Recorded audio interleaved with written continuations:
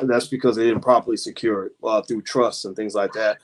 We also know about things that happen with life insurance and people having the GoFundMe accounts and all that stuff and things that we shouldn't be doing anymore. I don't think a real man should be doing anything like that to his family, and so I think that when you're talking about that financial security piece, it kind of comes down to what you're doing while you're here, and then what you're doing in terms of securing the legacy and doing for other people. So you start with the individual, then you go wide, then you go long, right? So as an individual, my job, my goal as a black man is to, one, make sure I can make enough money to stand on my own feet. Next, make sure I can secure enough wealth to not just stand on my feet, but to walk away from a job if I want to. That comes from three major asset classes: stocks and bonds, real estate, and owning businesses, right? So I want to learn all those three things. So I believe, for example, that every black child in America should learn how to start a business by the age of 12. They should own shares of stock when they're born. They should also be taught about the value of ownership of real estate at a very early age, so they don't even think they're renting is something other than something that people do temporarily until they can actually do the real thing.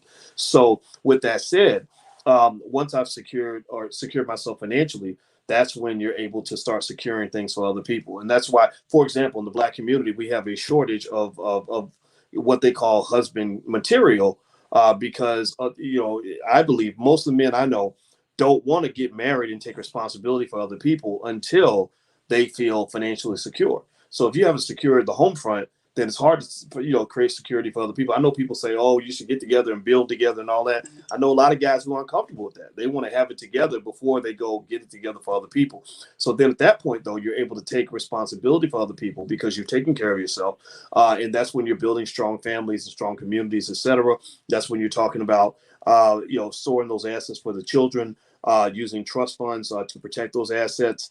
In case something happens, insurance, of course, in case you're disabled, or to just protect the assets in every way imaginable, right? Everything from insurance on your business to auto and home insurance. Like there's a long list of reasons why you get insurance, right? And then at that point, once you've kind of secured the base for the family and you've sort of created your infrastructure there, then I think at that point, you start chasing the big opportunities. Really saying, okay, how do we build a family empire? And what I have found in my family, man, is that as we've climbed the economic ladder, remember, when I started, it's funny, people think that because you're doing well now, you've always been doing well.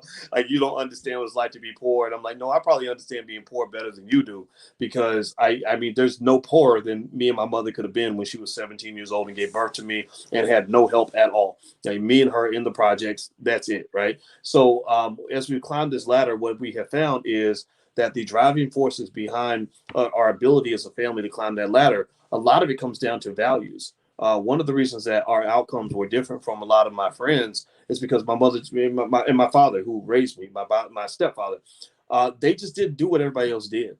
They were big believers in things like personal responsibility, which isn't really popular, to be honest with you. A lot of critical thinking and personal responsibility are not as popular as they should be.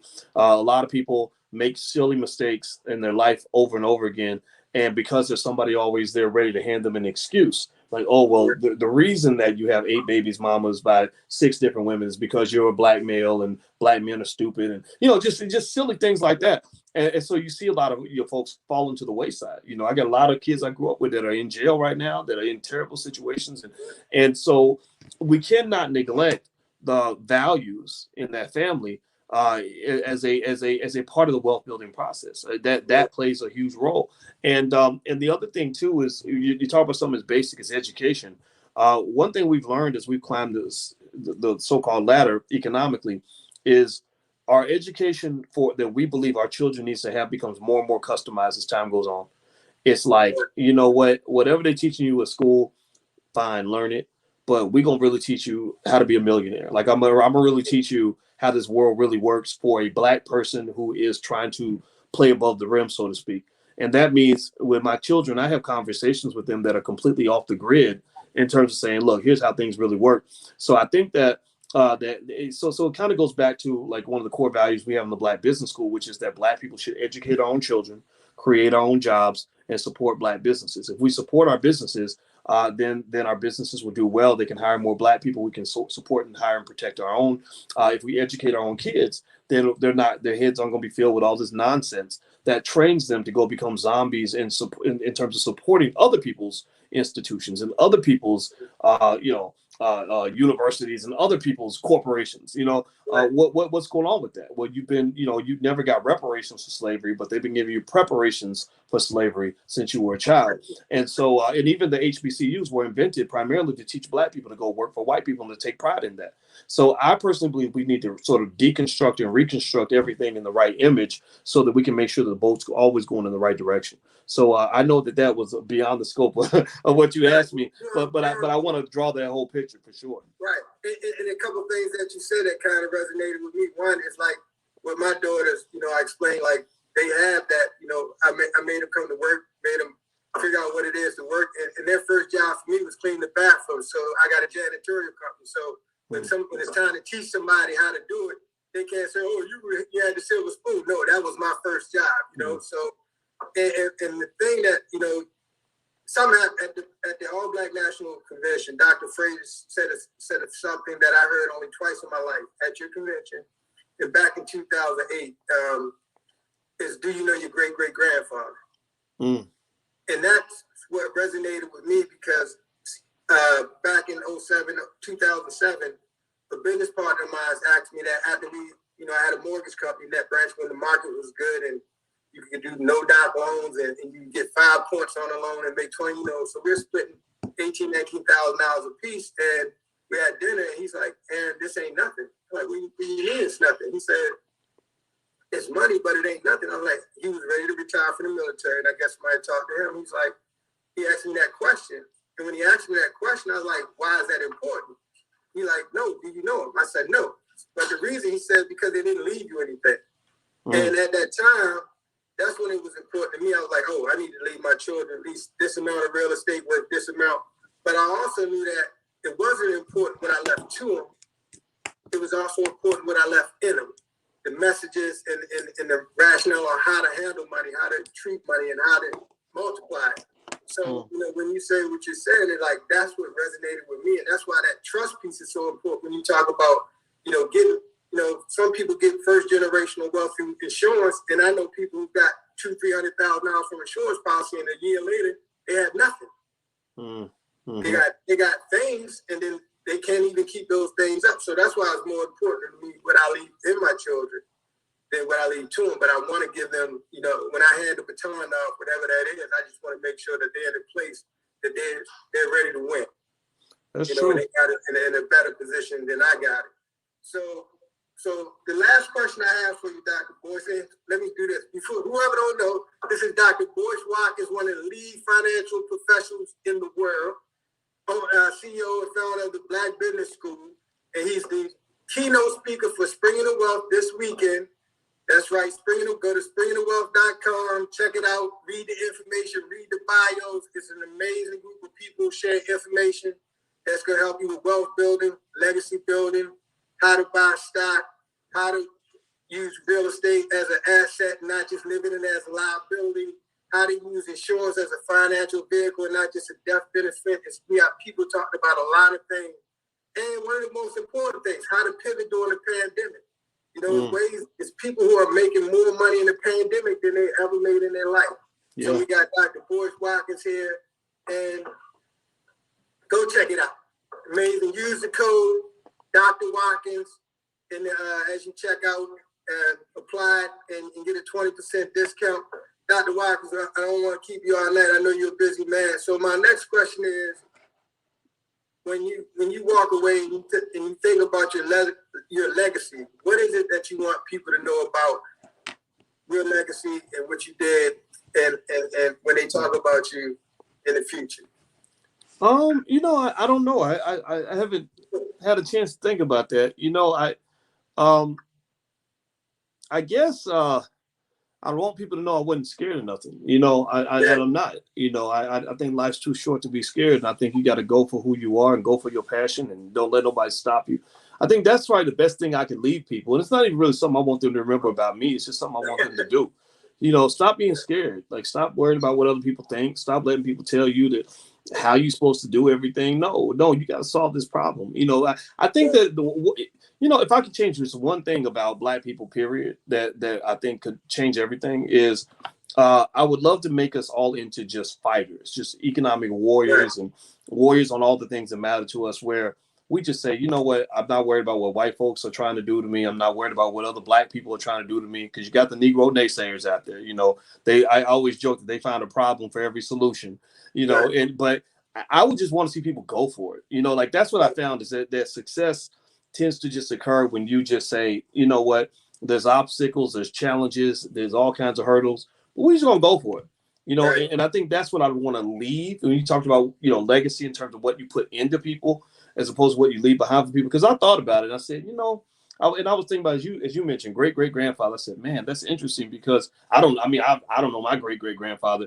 But you think about it, right? You got 2 grandfathers, 4 great-grandfathers, and 8 great-great-grandfathers, right? So then you got 16 great-great-great-grandfathers, if I'm doing the math right. Right. So that's 16 people, 32 total, that all came into creating you. That's amazing, right? That right there is amazing, right? So literally right now, if you think about our great-great-great-grandkids, there's 31 other people whose DNA is going to be mixed with you over generations, and then boom, spring into one person.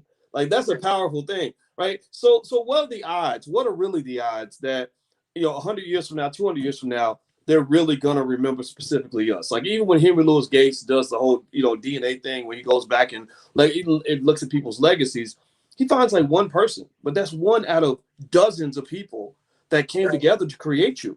That's one of dozens of stories he could be telling. So that one story doesn't really define everything for you. It's also of this composite, right, that all comes together. And so I would say that a more direct mission that I think we can have, that I have anyway, is my thought is, since I have the gift of time, right, I have something that is infinitely valuable, almost like a godlike type power that my grandchildren will not have. I have the gift of time, meaning that if I do certain things in the year 2021, I can completely control exactly how their life is going to be in the year 2100. Like I can control all of that. Think about it. I mean, imagine if somebody could go back in time to 1960 and set you up for 2021. It'd be easy. It'd be easy. They buy you a few houses and buy you some shares of stock. Probably cost $5 back then. Now those shares of stock are worth hundreds of dollars a piece. You know what I mean? Like it would be easy for them to create a wonderful life for you right now.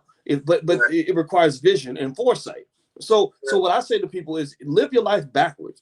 Live your life as if you were your own great-great-great-grandchild, and imagine them in the year 2021, or excuse me, the year 2121, going through the same struggles we're going through the same racism, same everything. Because remember, if you read back what Black folks were saying 100 years ago, it ain't that much different from what they're saying now. When Du Bois wrote Souls of Black Folk and all that, and Garvey was talking about ignorant Negroes and racist white people, it's the same thing, right? It's the same thing, right? So 100 years from now, they're going to be talking about the same thing we're talking about, right? So my challenge for all of us is to say, how am I going to make sure that my kids and my grandkids are just set up in a position where they can transcend all of that?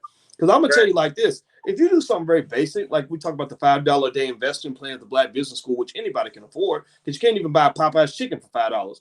But the $5 a day. On Tuesday, you can. Okay, on Tuesday you can. On Tuesday you can get your chicken for $5, but every other day of the week you cannot even buy Popeye's chicken for that price, right? Something as basic as that literally puts your child in a position where by the time they're 25 years old, they have well over $100,000 in liquid cash to work with. That's a game changer. Like that is a game. Like that is a rocket for their life, because now what's happened is you bought their freedom.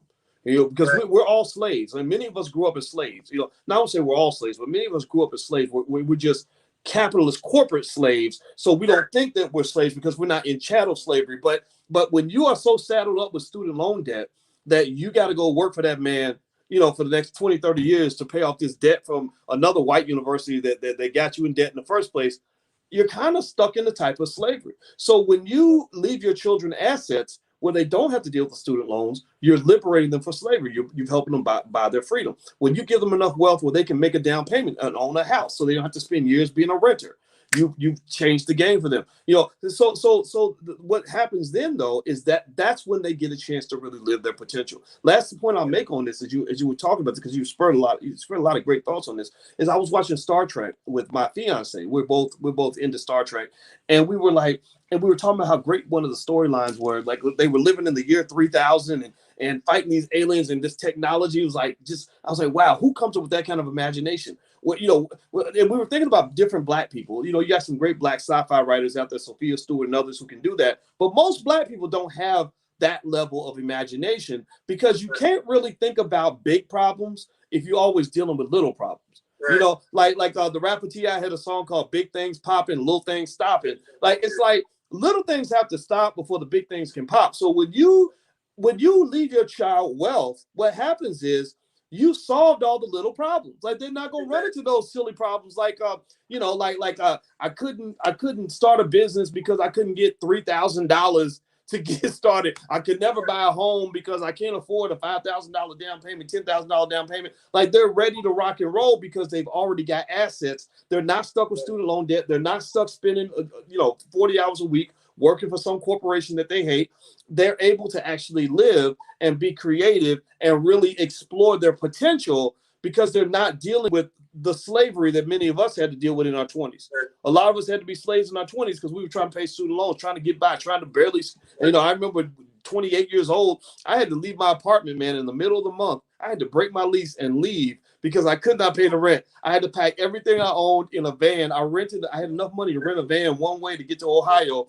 And I packed everything I owned in that van and drove to Ohio because I had a place to stay in Ohio. Like I don't want my kids to go through nothing like that. You know what I mean? So leaving assets allows your child to be freed up so they can be free to live and free to explore all the greatness that lives inside of them. That's my 2 cents on that. Right. And I think about, and I've heard some of them stories because like I said, I watch you and one of the things that I've done, like my older children, all my children, they get at least $150 to $100 something, $125 a month to just invest in whatever they want to.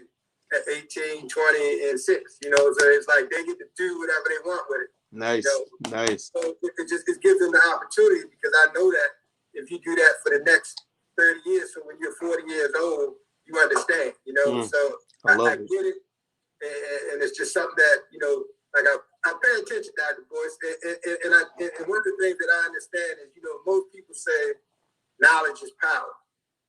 To me, I say applied knowledge is power. Otherwise, it's just information. So I try to apply the things that I take in and just try to give it to those people. And that's why this whole conference and bringing it back to the DMV was so important when we initially did it a year or so ago, because I felt like, my family, the people that are close to me who can't just travel like I travel or go to a conference over here, that they can come and get the information. And it really wasn't about money. It's about changing the way how people see money and how to look at it. Like you say, look at money like bunnies, like little rabbits. They should be multiplying. You should wake up and it's something, they're just all over the place, There you go. So I don't get the whole thing about spending power and because it's not building wealth, you know what I mean? So right. Yep. Hey, I'm super excited, Dr. Boyce. Thank you for coming on. People, give a virtual round of applause for Dr. DrWatkins, one of the lead finance professors in the world.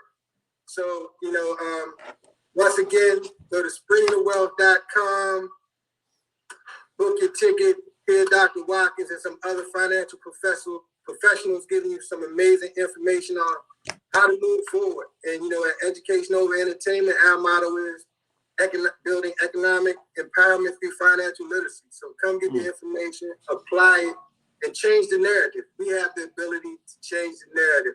So yes. I'm gonna bring Jamie back in. So if there's any questions, Dr. Boyce, somebody might want to ask a quick question if there's anything in there. And Jamie, no questions. A lot of hallelujah and amen. Hallelujah. Church and we need some information. So once again, if there's no question, thank everybody for stopping in. Thank you again, Dr. Boyce, Jamie, for doing everything that you do. We see you this Saturday, March the 20th, 2021, Springing the Wealth with Dr. DrWatkins and a panel of financial industry professionals giving you that information that's going to change your life. God bless. Good night, and see y'all later. Peace. All right. Take care, brother. All right, take care.